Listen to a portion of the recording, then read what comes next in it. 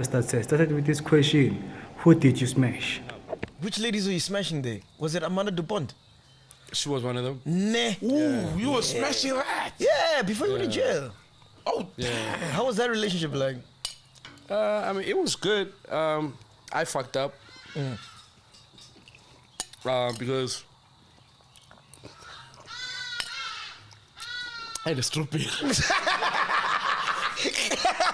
I saw Amanda Dupont. So I was dating Amanda. She was still after. yeah. We dated. When we dated,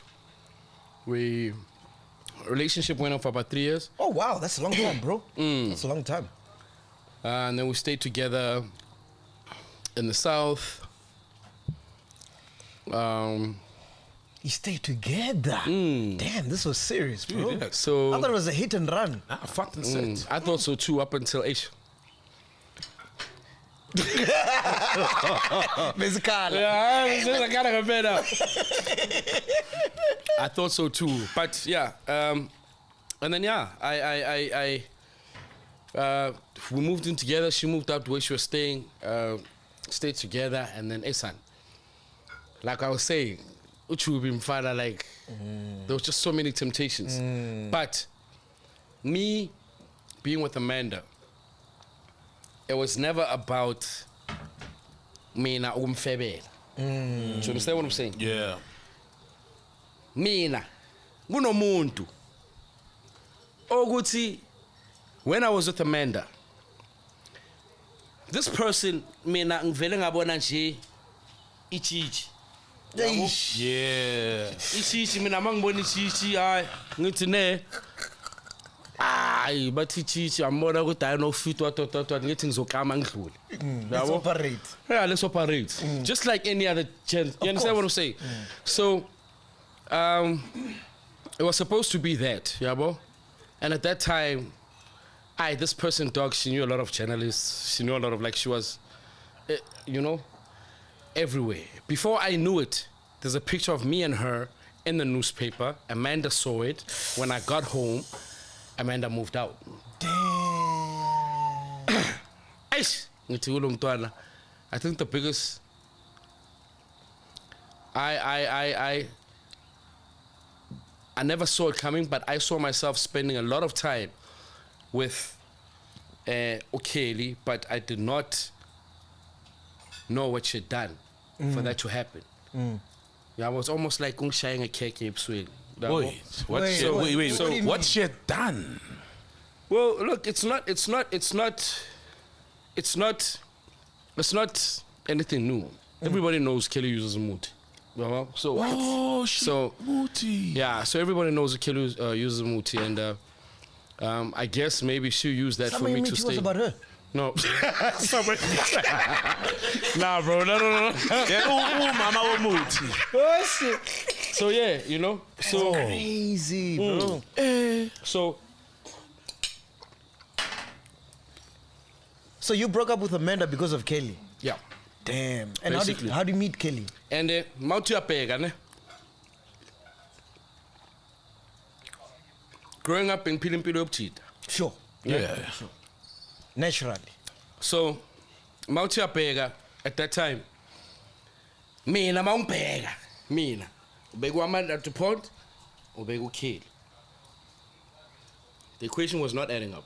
Yeah. Do you understand what I'm saying? Yeah. So there was no ways ever that I would have gone for Kelly over Amanda. Of course. Yeah, bro. Your sober mind and Yeah, so Without moods. yeah, because I remember, and the first time Ngimshaya was with Tabu at thing is Zizi Kota's party. This is the first time you met her? The first time I Ngimshaya.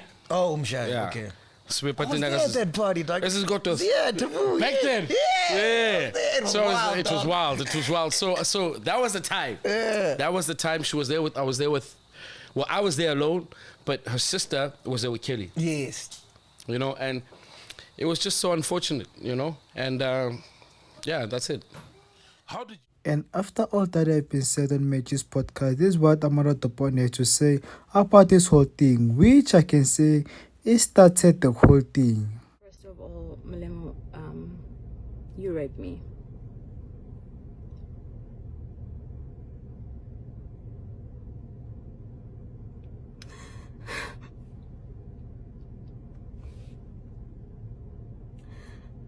I was raped for 2 years solidly. You didn't smash me. You forcefully opened my legs and forced yourself on me numerous times for 2 years and made me believe I had no way out. But what I will not stand for is for you to degrade my name. I don't understand why you have an interview and you have to speak about me. You are at such a low point in your life that you should actually be spending your time apologizing for the children that you killed because you were high. Instead, you are trying to bring my name that I've worked so hard to build the success that I have, okay? The woman that you knew back then, she doesn't exist, okay? I'm no longer afraid. You cannot bring me down, break me apart. Yes, you may have raped me for 2 years solidly. So I will not allow my name to be dragged in the dirt and to have some man speak about me like, you're so smooth, you managed to smash me. You didn't smash me, you raped me. You raped me and I was still a good enough person. And I never, ever, ever spoke about it. I focused on my own and carried on with my own life. But what I will not do is let you destroy my name. And the other thing that you said is I left you because I saw a picture with Kelly. I just want people to know that I left because he tried to kill me. He suffocated me. He literally suffocated me.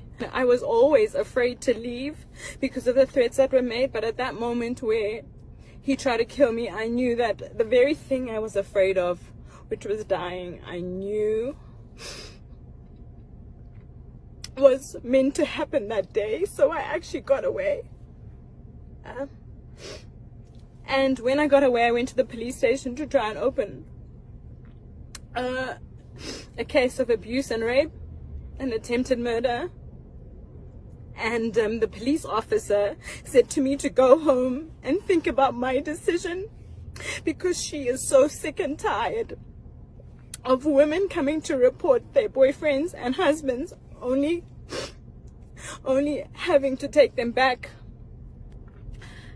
Macji, Mulemo, Marohanyo, JubJub, both of you, for the fact that you, especially Macji, you find gratification of not verifying facts for your own personal gain and financial standing when you could potentially be destroying people emotionally, not knowing what they have been through. I urge any woman who have been abused, raped by both Macji or Mulemo to come forward. And Kelly Kumala, I just want to say, I believe you. You're an incredible mom. I don't need to know the details because I endured the trauma myself. And I know you probably fought to be alive too. So, you know, any woman who've endured any abuse from Macji, from Mulemo, JubJub, because I genuinely believe that it takes an abuser and someone who condones gender-based violence to have been able to conduct an interview like this and to speak of women in such a manner. It is 2021, guys. It is not okay anymore. Okay, we may have accepted your abuse before. Our parents and grandmothers before us may have accepted it, but this stops here. Okay, I am the example. If there's any of those women who have been abused by these men, I urge you to please DM me, come forward, and we will fight them together because I'm not afraid anymore. We have a very big problem of gender-based violence in this country. And I think that the change will only start if we start to speak up. It needs to stop, guys. It's not okay. And you need to know that if you have been a victim of this and this has happened to you, you have not done anything wrong. And it is absolutely okay to stand up for yourself. Amara the Pont, after what she said, she did go to the police station where she opened a rape case, and this is how her affidavit went about. I dated the applicant's son, Mulemo Morohanye, for a few months in 1998 or 1999 while I was a grade 11 or grade 12 learner at middle high school. I was a virgin and told him this. So Molemo Morihanye is JubJub. One day he invited me over for a movie and popcorn at home where he lived with his parents in Achorena. I was living with my mother at Kibla Heights. At time I lied to my mother about my destination. I told her I was going somewhere else. It was during the day. Molemo told me to bring a notebook and a pen in case I bumped into his mother, so I could pretend to be a journalist coming to interview him. I brought a notebook and a pen. Upon my arrival, his parents were on their way out. We exchanged pleasantries upon my arrival. Molemo prepared popcorn and we watched the movie. Then we kissed, and he requested we move to the bedroom in case his parents come back. We continued kissing. He tried to persuade me to have sex with him.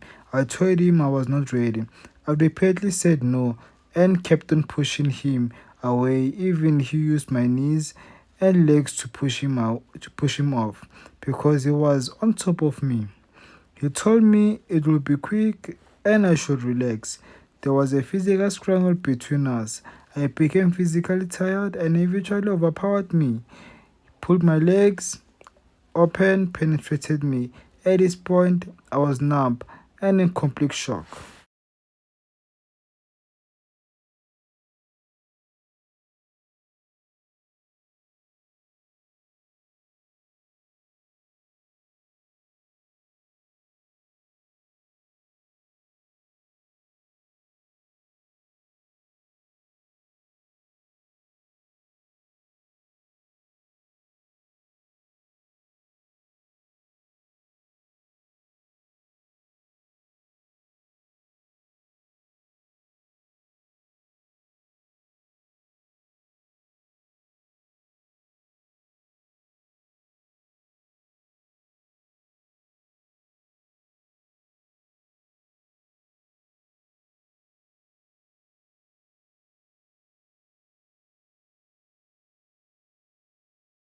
Let's try to skip to part 18 because if we don't skip, it will be like a documentary, and this is not a documentary.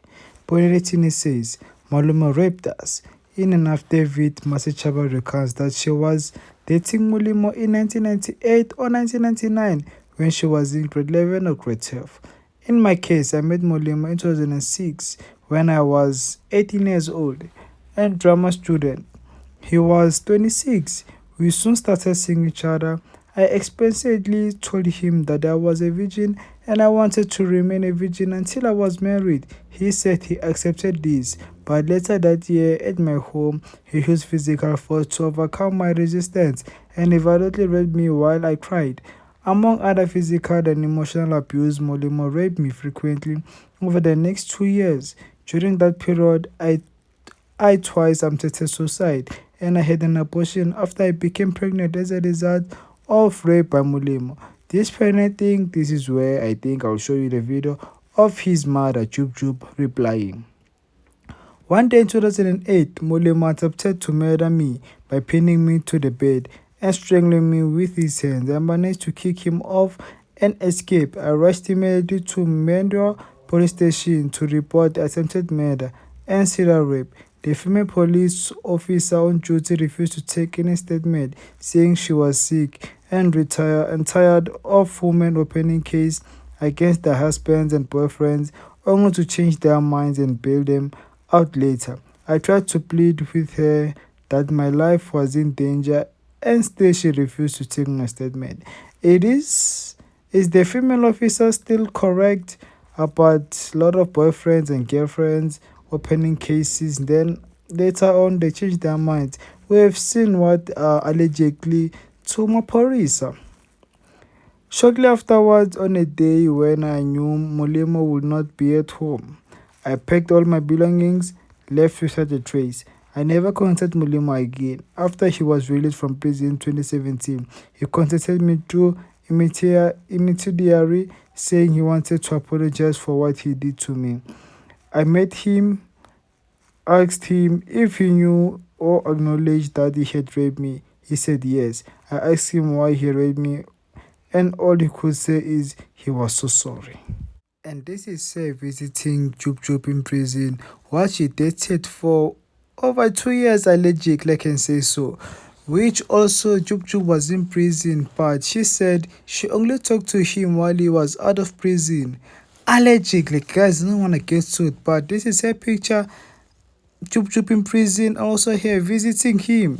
So this was not the only contact that she went to prison and contacted JubJub, which I think is not in the affidavit, allegedly. And Twitter also had to do its things by pulling out this magazine from all times, which says in quotations, it was not JubJub, which speaks about Amara the Pont on a rape ordeal.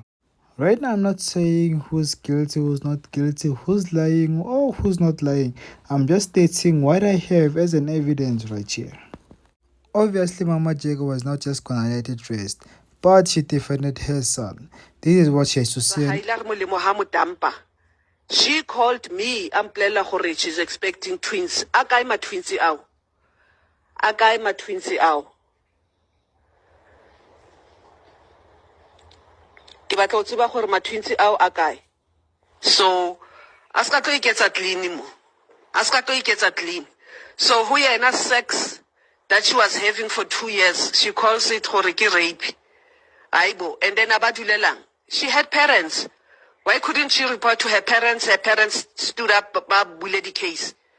And then, oh, bobedi go twinki maschap. Ke batla I describe ntlo yaka. I describe ka mo gare ntlo yaka e jwang. A ke re o rapetse mo mogaka mo. I describe ntlo yaka. Ndiyamfuna ndiyayifuna leyo ntombazana. Ke mo batla mo. Ke mo question. Ibile o ka ra ka tsamaya lo a ya ko a yang ko teng. I expose her and her past. Ba mo tsebela ntshoko ba gona no the internet e shapa gona ya no ba mo expose ka dintho tsa gagwe, her past. O reng yana ke cousin. Ai ke a batla cousin eo. Cousin e metse gore Amanda du Pont a bue e be le gona a tlhagellang. A ke gopole nna ke qabane le any of my relatives because of taba ya gore molemo o reipile ngwana bona o paletse go gore a reporte go ba di parents tsa gagwe ba reporte mo nna a dula ene ke batla o di tseba di etsagetse ning di rape tse why ba sa bula di case ka nako eo why ba sa bula di case o ba reng ke mashaba a ska mphaphela anga lingi nje leyo ntombazana ingiphaphele aska leka nje atlo phaphelana le moya waka ake mtsebi from a bar of soap wa mphaphela atlo I describe antlo ke ra re o raipetswe I describe or ka mogare e jwang I will publish the pictures tsa how my house looks like after abuile yena gore ona raipelwa ka mo kamoreng e feng the color ya bethe ana raipelwa mo yona ine e le jwang ke a mo batla. If you didn't hear what she said, she was saying that Amara Topon should describe the type of house, the type of color paint that was in the house where she was raped. She would describe everything. She was basically saying that how come she didn't tell her parents about this whole thing. And also what I can put on is she should have added up when JubJub was basically being prosecuted for that children killed, which, you know, the incident about the children kids. And also she was saying that Masi Chava shouldn't come with chances because right now Masi Chava, as I read her statement, she's busy checking chances about this whole thing. And also Amara Tepon, she said she did have an abortion.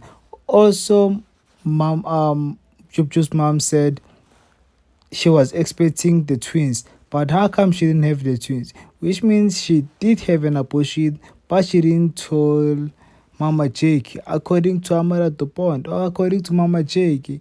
Guys, this I can say right now, it is too much. But guys, I can say right now, catch on part 2 because I cannot make this video 1 hour. But you guys can catch on part 2 if I'm going to make a part 2. That's it, guys, from today's video. And I catch you guys when I continue with this video. And also, how come JubJub called it 10,000 paid? Because right now, there are allegedly 4 women who I can say gave statements that she did rape them. And these are the cases, he did rape them. And these are the cases that happened in 2006 to 2010 cases. So right now, guys, I can say I'll catch you guys in the next video. Yes, sir. And Mojalaf also did respond to JubJub going into court facing these allegations. And this is what he had to say about this whole thing. And guys, I heard also that the first episode, I think of season 2 of Jola 99 is gonna be aired on Sunday. But I'm not sure whether it's gonna be aired or not because of these allegations. But I can say we'll tune in on Sunday on Mojalaf. So I like to say I'll see you guys on part 2. Yes, sir.